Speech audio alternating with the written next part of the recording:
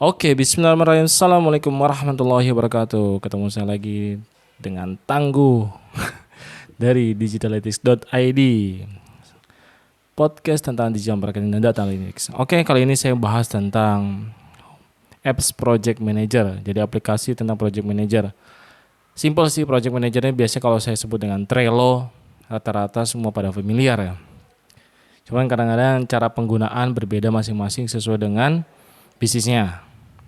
Ya minimal kita dapat kenapa saya kadang-kadang gini, kenapa Trello ini diciptakan gitu, kenapa project manager ini diadakan dalam arti kenapa SaaS ini ya, tools ini akhirnya dibikin gitu.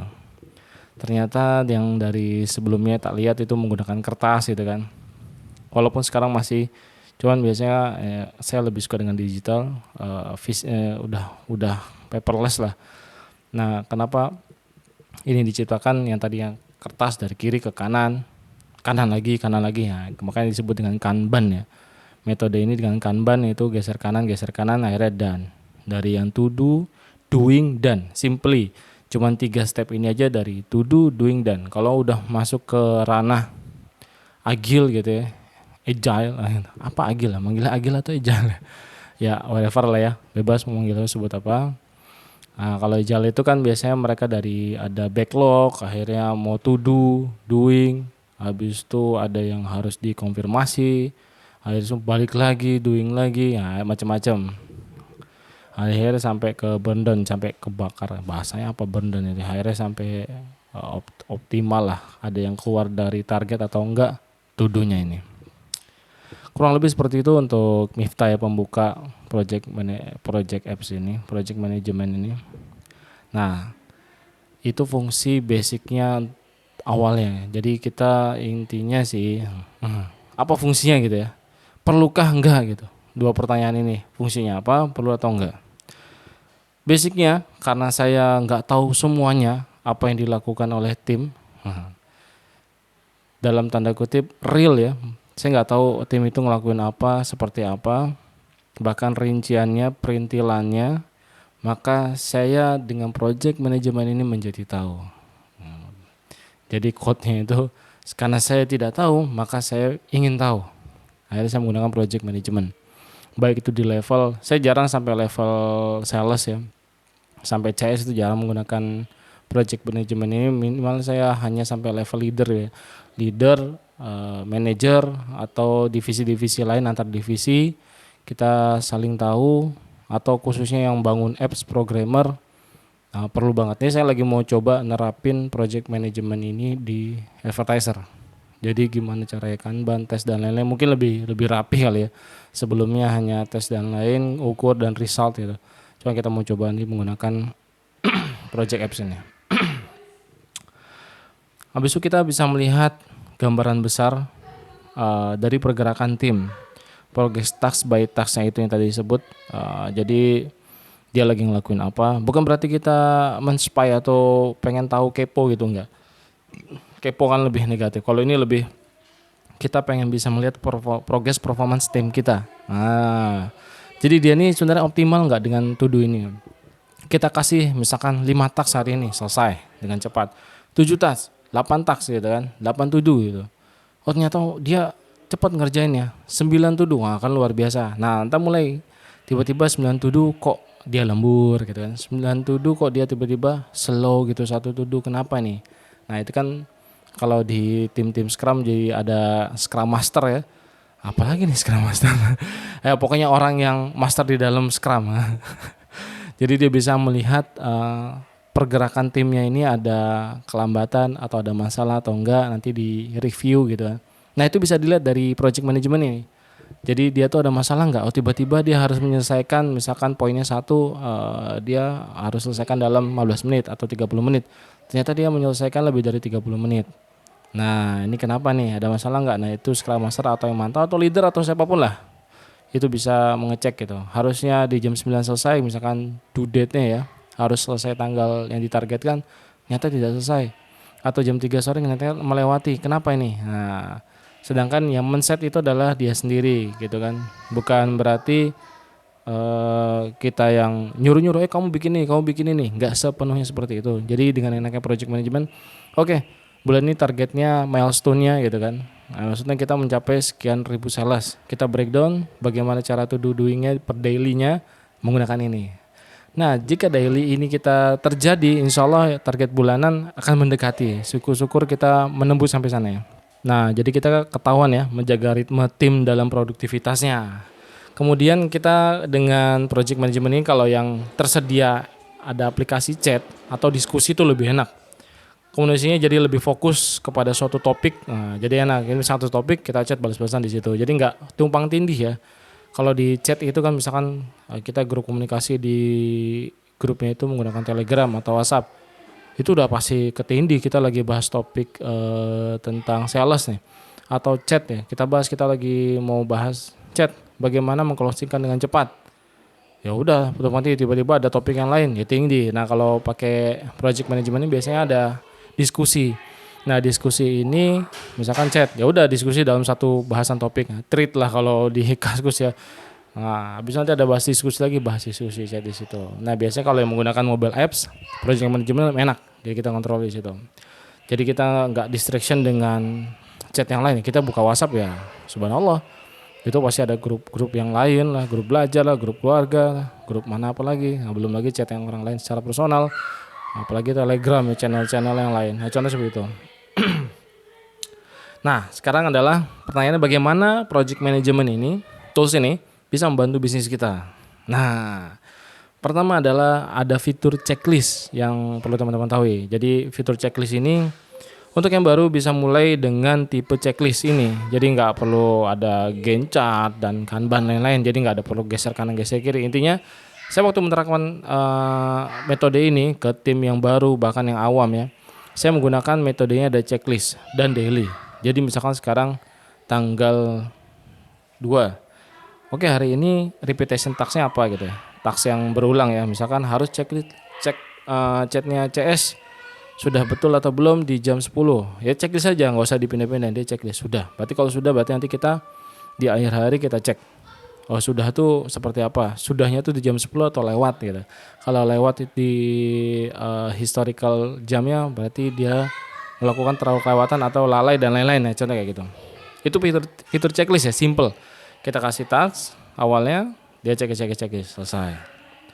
Habis itu ada metode style dengan Kanban style dari kiri ke kanan yang tadi kita ceritain di awal ya.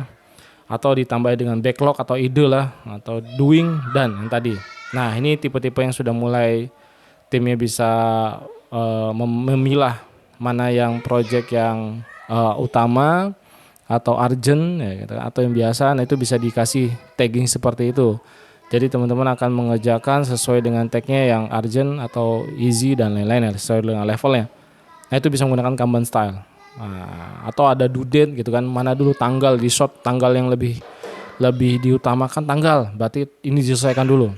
Atau berdasarkan tadi level kesulitan atau urgensinya. Ada namanya fitur assign. Nah, assign ini luar biasa nih, sangat powerful kita misalkan bekerja dengan tim. Misalkan kita mengerjakan project desain misalkan apa ya, landing page ya. Nah, kita bisa assign dengan desainernya atau dengan UI-nya, dengan UX-nya atau seperti apa, kita assign 3 orang ini misalkan. Nah, progres ini setiap orang ini selesai satu persatu dia ngerjain apa, checklist. Jadi ada flow, ada alurnya. Saat tim ini selesai, lanjut ke sini, itu bisa seperti itu. Jadi kita bisa mention mereka. Nah, itu otomatis dapat notif di dia. Ini assign ini luar biasa. Atau kita ada event atau dan lain-lain, kita bisa assign orang-orang yang berkepentingan di sini. Kemudian kita bisa bikin event juga. Kita bikin event project ini di sini, atau kita bikin reminder. Kita bisa mengingatkan, ada reminder ini misalkan sudah due date-nya tanggal 5, kita reminder di tanggal 4, set kita seperti itu. Jadi harus selesai nih, halo, jangan lupa ya, nah, contoh gitu. Nah, jadi kita nggak perlu woro-woro, ayo besok nggak, kita bikin reminder aja dari task project. Jadi kita muncul notif di tim kita.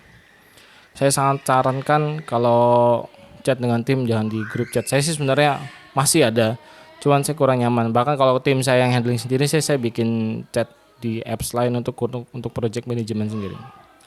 Kemudian Gantt chart ini kita bisa ngelihat task dan timeline yang dengan visualisasi. Jadi kita lihat ini yang ada yang bertabrakan enggak, flow-nya harus sesuai dengan tanggalnya, ini selesai berarti ini selesai lanjut gitu kan. Kalau ini mundur berarti yang lainnya mundur. Ini contoh kayak gitu. Jadi dengan Gantt chart visualisasi ini lebih powerful.